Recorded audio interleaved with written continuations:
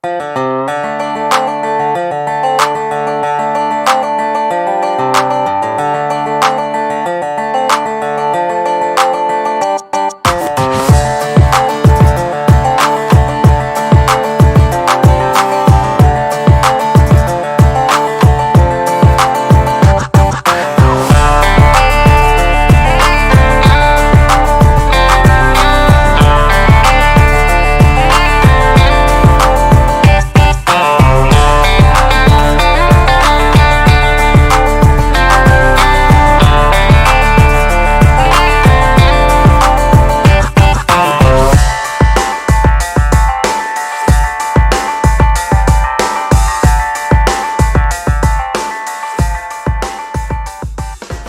い、皆さんこんにちは。いつもご視聴ありがとうございます。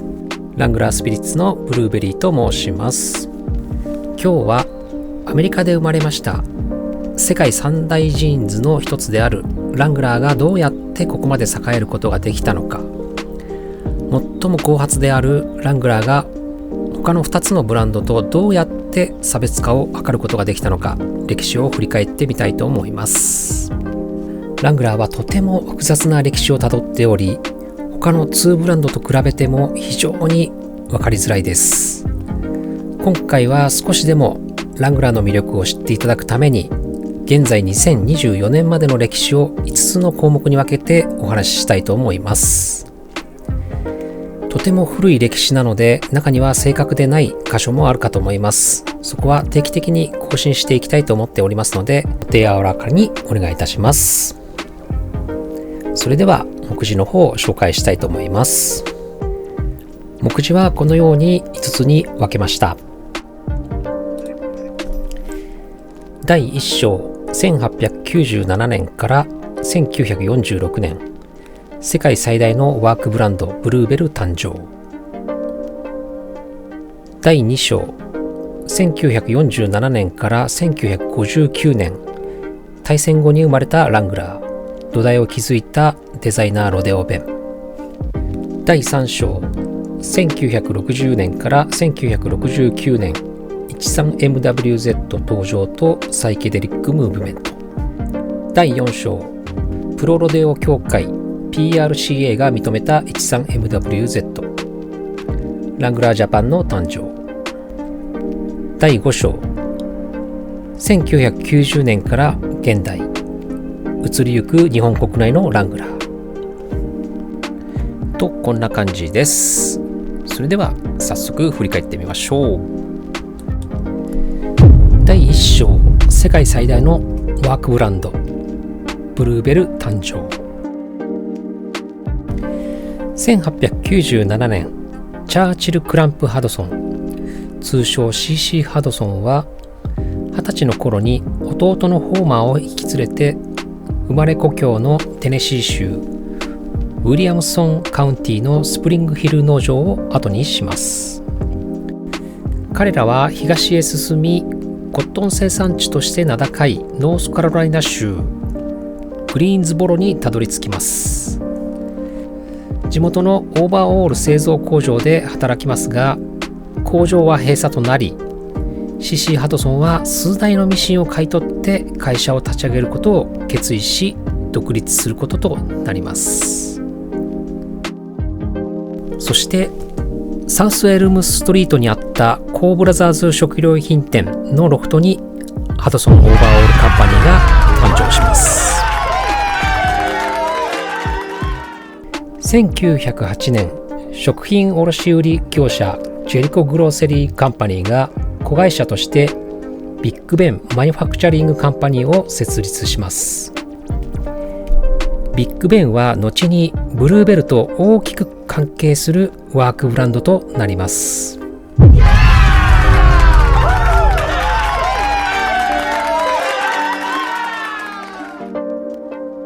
1914年、第一次世界大戦が勃発します。大戦は1918年頃まで続きます。1919年、CC ハドソンはサウスエルムストリートとリーストリートが交差する角に初めて大きな自社工場を設けます。後にラングラーの母体となる会社が誕生します。社名については諸説ありますが、感謝の意を示す鉄道関連の顧客からハドソン兄弟に贈られた鉄道の鐘に由来していると言われております。その鐘は時間が経つにつれて工場で縫製されたインディゴブルーの埃で覆われていたとのことです。社名はブルーベル・オーバーオール・カンパニーと名付けられました。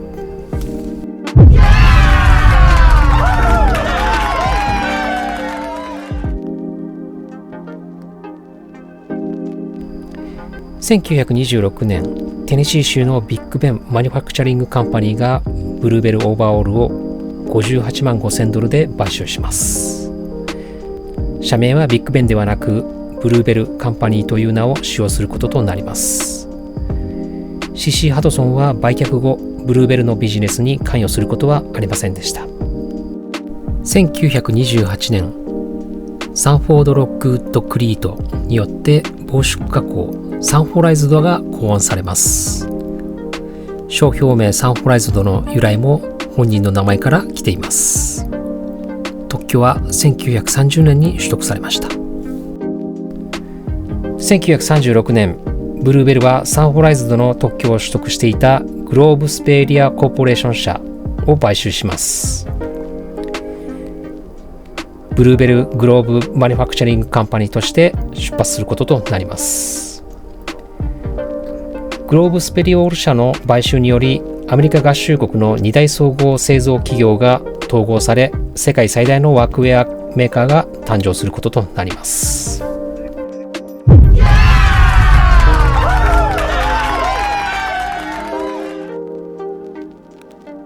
1937年12月30日、ブルーベルの礎を築いた CC ハドソンが逝去します。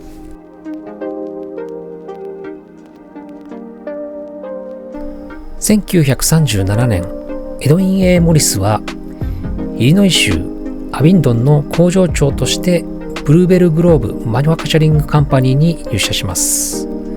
その4年後に彼は取締役副社長に就任しました。後にブルーベルの社長となり、そしてノースカロライナビジネス伝道栄誉賞を受賞する人物です。1940年から1945年の間、ブルーベル社は第二次世界大戦中にアメリカ軍の軍服を納入します。この期間、軍服の製造が主な仕事となります。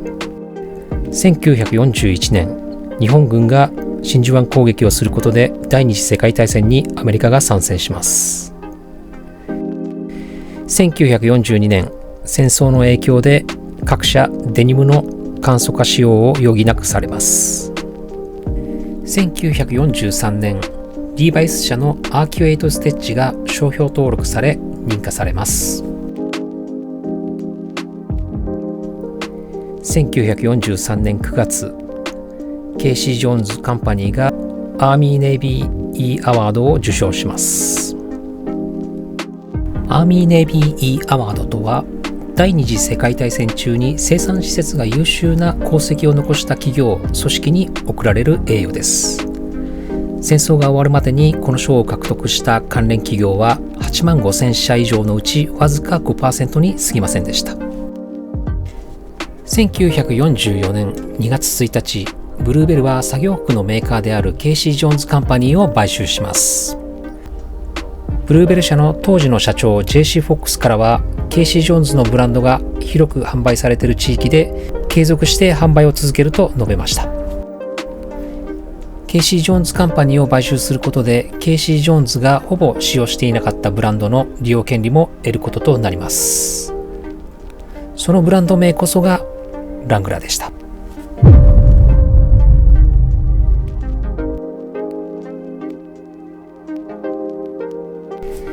1945年、ブルーベルの製品にクオリティタグが付けられます。1945年、この年に日本が敗戦します。1945年8月30日、神奈川県の厚木海軍飛行場に降り立ったダグラス・マッカーサーが実際に着用していた制服がブルーベル社製であったと言われております。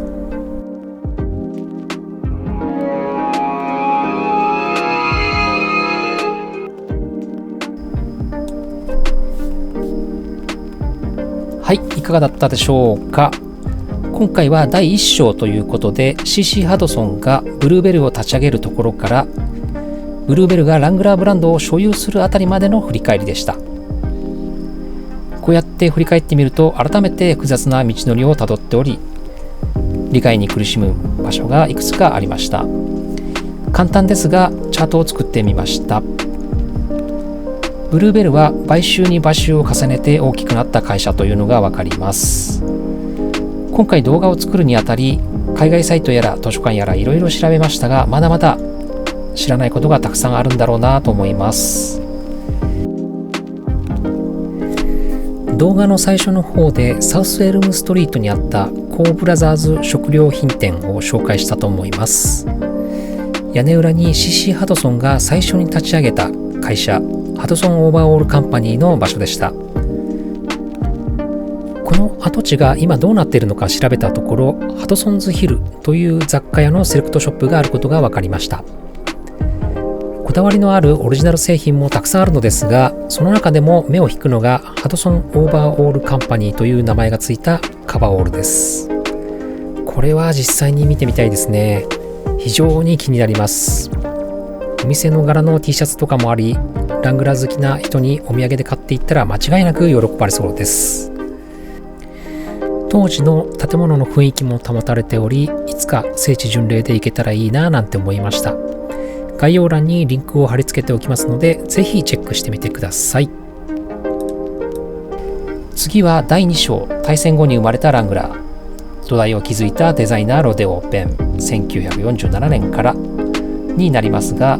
結構動画を作るにあたり苦労しましたので、こちらについては今回の反応を見て間を挟みながら作成していきたいと思います。ここまでご覧いただきどうもありがとうございました。また次の動画でお会いいたしましょう。